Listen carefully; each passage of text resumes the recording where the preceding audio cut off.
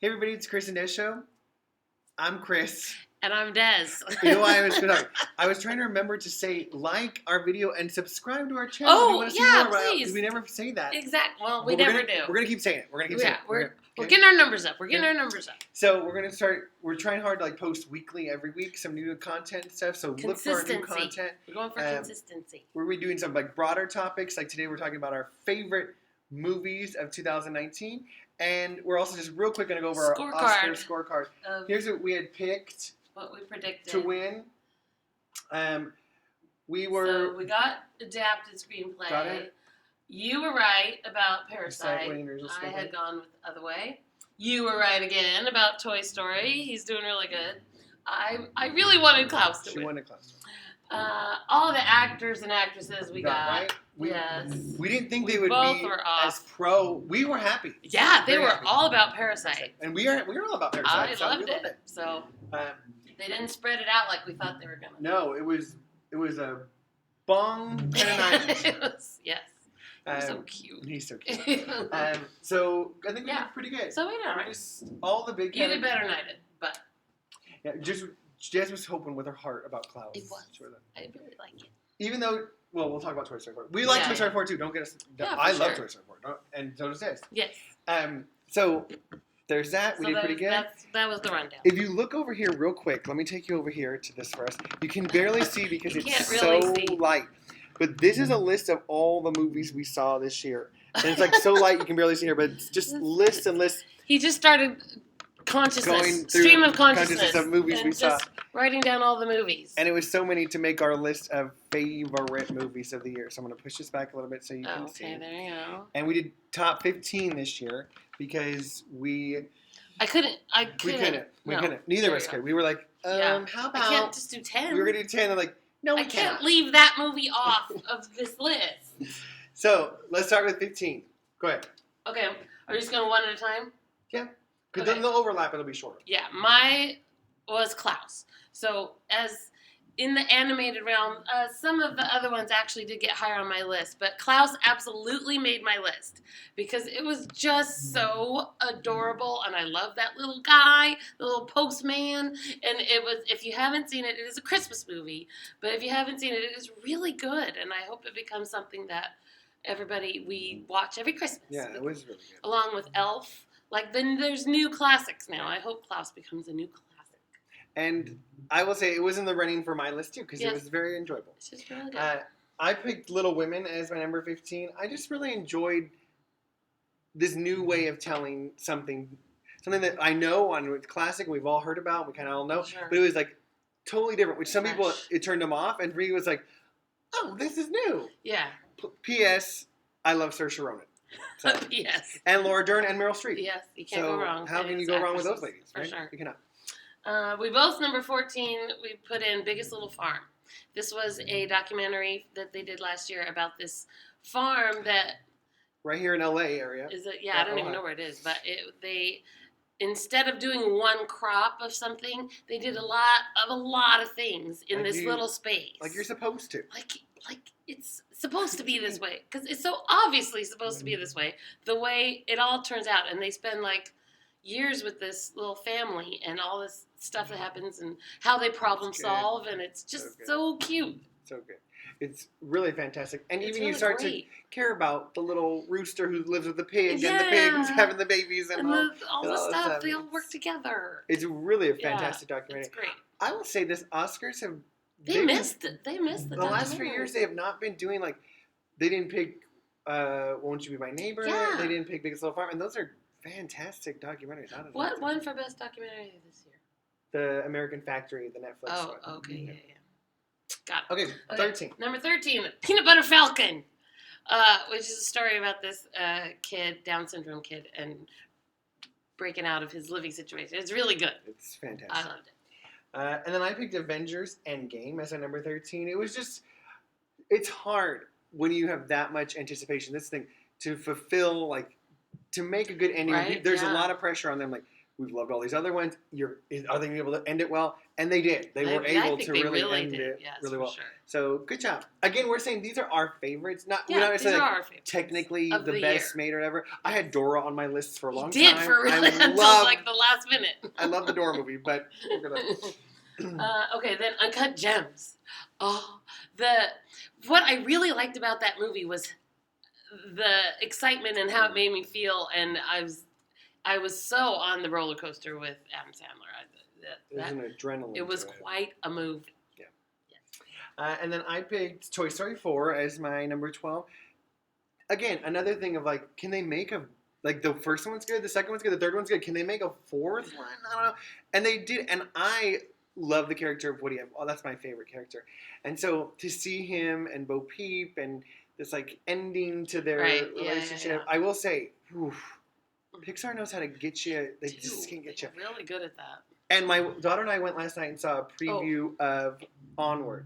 Oh, okay. And the very first thing the lady says is like, "You guys are gonna love it. It's so great. It is the saddest Pixar movie." I'm like, whoa, excuse me. The other one, what about Up and Toy Story 3? And wait, sadder than those? It's like, oh yeah, you'll have to bring tissue. I'm like, oh no, I gotta prepare now. I gotta prepare now for it. I already think Pixar is gonna be sad. Sometimes it's gonna be sadder than all the other Pixars. So be prepared for Onward. Here's coming. Okay. My number 11 was Bombshell. Again, that same, like, Uncut Gems. It was that feeling of, oh my gosh, just such great storytelling. Really good storytelling in both of those. Yeah, I love Bombshell too. It didn't make my list, but it would be here. It was just memorable. But I will say too, like, I feel like, honestly, I like Charlize Theron too, but you could just leave a camera in a room with Nicole Kidman and Margot Robbie, and a fantastic movie would be made because those ladies can act there. Margot Robbie is so good in that movie. Margot Robbie is really good. Yeah, she's fantastic. And then I put The Peanut Butter Falcon, which just talked about, as my number 11. Just, if you want a movie that just makes you feel good about life, like there's goodness out there. Yeah, there's goodness out there. Just gotta find it. It's out there. Then my number 10 was Toy Story 4. Same thing, where it's just great storytelling. Good old Pixar. Yep. We're getting to the point where we're going to repeat some things, and so it's going to go faster a little bit. I picked number 10, Downton Abbey, the movie, because I love Downton Abbey too deep down inside.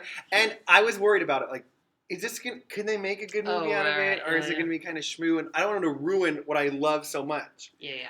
And it wasn't. It was so enjoyable. It was like watching a 2-hour-long episode of Downton Abbey. Which is what you want from Downton Abbey. That's what you want. I will say the only comment I'd ever make is just more Maggie Smith, always in everything. Always more Maggie Smith. That's the summary. She's the best. She's the best. She's so funny. Okay, so then my number 9 is Frozen 2, which I really enjoyed, to the point where I need to go see it again. I feel like that I want to see it again.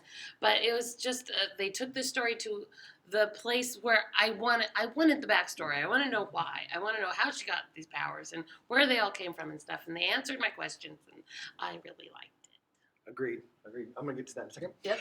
And then my number 9 is The Two Popes. Man, what a fascinating story, first of all.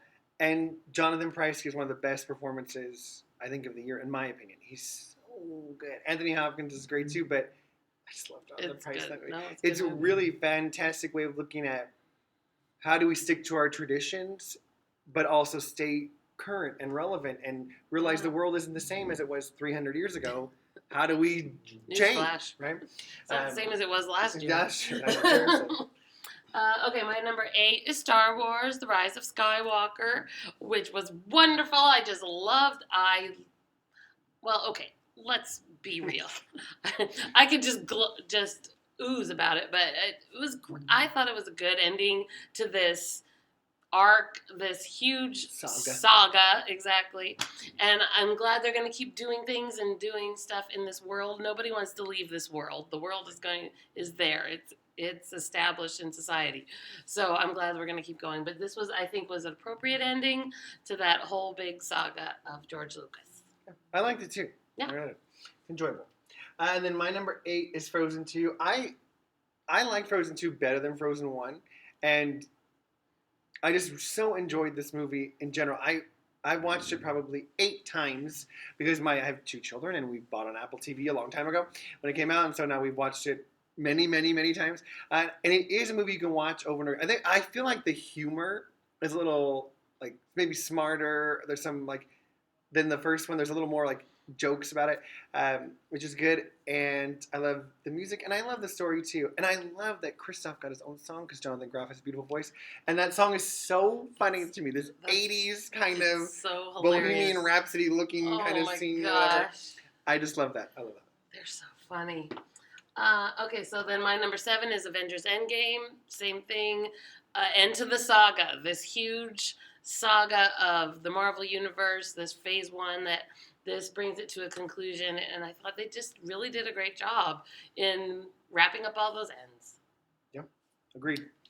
My number 7 is 1917. I feel like how Des was talking about uncut gems in that way. That's how I felt in 1917. Like, you start, and then we're not stopping. Then you're on. Like, you're in it. Oh, no. Yes. Oh, no. Oh, no. Oh, no. And that's how you feel. And it takes someone really masterful like Sam Mendes to be able to direct and bring you this whole journey. Like, we're going to make it look like one shot, and we're just going to go for 2 hours, and you're just going to ride this ride.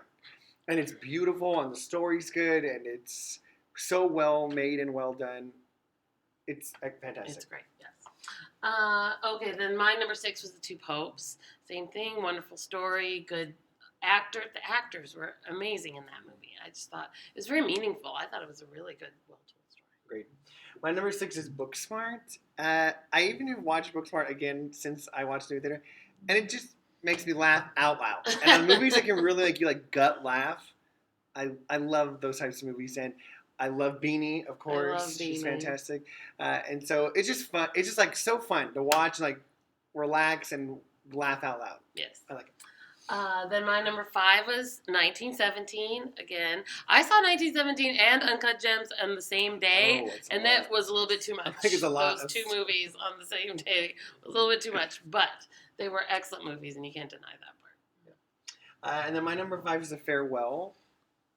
I just love The Farewell.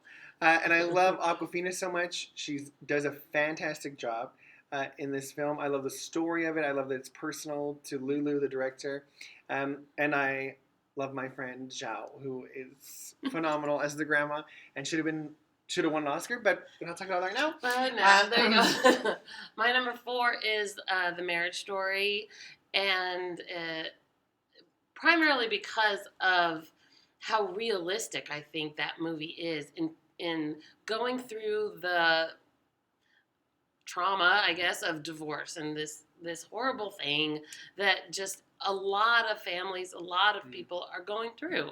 And it's not, and you can look at it from far away and say it's bad, or you can look at it from up close and say, well, that's bad and this is bad. And that's one way to look at it. And why would you make those choices? And so this movie kind of takes you right into it. And I think it's something kind of, there's a universality with this story because so many people are experiencing that. I think that movie is really amazing. It does a great job of showing that there's bad on both sides and good on both sides. Yeah, I mean, there's no one evil person and one good person in any relationship. Nothing's really like that. Yeah. And so it's just the grayness of that kind of stuff. And Laura Dern's amazing. Oh. Side note. Okay, and then my 4th is Once Upon a Time in Hollywood. Notice all the abbreviation. It's the only way to write that movie. It's a long title. I love Quentin Tarantino in general. I feel like this is his most normal of his movies. I would agree completely. And I like that. And I love Margot Robbie here as well, too. Smaller role, but still really good. And I love Leonardo DiCaprio and Brad Pitt in those movies as well, in that movie. It's just, I don't know. There's just something about it. Like I feel like there's an energy to Quentin Tarantino movies that are just really fun. I love Hollywood in general as well too, and so I love that old let's flash back this. I love that it ends in the way you would want it to end instead of how it really does end. Right. Yeah. And his humor is really in your face, but I don't mind that. I like that. So I just really enjoyed it. Even the one really gruesome scene at the end is still very funny. Brad Pitt is so funny in that scene. And so I don't know if I got the humor of that. thoroughly enjoyed it. I thought it was hilarious. And I thought it was really well made. Yeah. Okay, so my number 3 is Jojo Rabbit, which I just loved. And like I said before in our review of that movie, the difference between the absurd humor of this little kid having Hitler as his imaginary friend and just how funny it is for him, his interactions with this, and then how it shifts into this such a meaningful movie. I thought it was so good. It was amazingly balanced in that way. I thought it was great. Yeah, agreed. My number 3 was The Irishman. Again, granted, am just naturally a Martin Scorsese fan, and so that's great. But he just knows how to make a good movie. That's just the true and short, right? And Joe Pesci's performance and Joe Pesci in that movie. It's perfect. It's a perfect performance for him, and Al Pacino is fantastic, and of course Robert De Niro is too, and Harvey Keitel, and even all these great actors. I love Bobby Cannavale. Even Ray Romano's part is really interesting and different in this as well too for him. And so it's just a well-made movie. That's the thing. He can craft a good movie. And what I loved about it is we saw 3 movies that day. It was obviously the longest. It's 3.5 hours. But it went by the fastest of those 3. And that says a testament to how well he's made this movie. You just feel like you're in, like, I know this world right away. You can tell you. Yep. My number 2 was The Farewell, which you referenced earlier, which was just this meaningful story and so realistic about this personal relationship with this young girl and her grandmother and what her family is deciding to do. It's just really an interesting story and how it all plays out. I thought it was really well done. Definitely. And then my number 2 is Parasite. It's just phenomenal. Like the storytelling, Bong's direction is like keeps you on the edge of your seat, guessing what's happening. And it's not just that. It's not just a suspense, because you can make suspense movies. It's so artfully made. It's beautifully done and woven together. The performances are great. It's really just a well-rounded, great movie in general. For sure. That's all. My number 1 is Parasite. We're on number 1 now. For exactly all those reasons. And the unpredictability of where he takes that story. Just not... You see enough movies, you kind of know where they're going. You know what's going to happen. And Parasite, nope, you had no idea. I promise you, going into that movie, you did not know how it was going to end. I could spoil it for you right now, and I'm not gonna. But I promise you, you don't see that coming. It was great. And my number 1 was Jojo Rabbit. For what the dad said too, like it really walks a fine line, and in the hands of a less apt director and writer, it could have gone bad. It could just be like, we shouldn't be laughing at this kind of stuff. Exactly. But it's because he brings you back. There are some deeply sad parts, as much as there are some hilarious parts. And Taika Waititi makes it okay for you to, I can laugh at Hitler. Okay, no, I can laugh at Hitler. It's okay. Roman Griffin Davis, this cutest little boy in the whole entire world, and his little friend, who's the cutest little boy too. And Scarlett Johansson gives a fantastic performance as well too, as does Taika Waititi as Hitler as well too. And Sam Rockwell and Rebel Wilson, this whole cast of just great. It's so great. And again, he just walks that line, and it makes it funny, and at the end shows you though the absurdity of Nazis and why they were bad. Then that's the summary of it. Nobody can argue with that at all. So that's what we thought. Let us know what you guys think of your favorite movies. What were your favorite movies of the year? We'd love to know that. 2019. Like the video and subscribe to our channel. Come on. Okay. Okay, bye. Bye.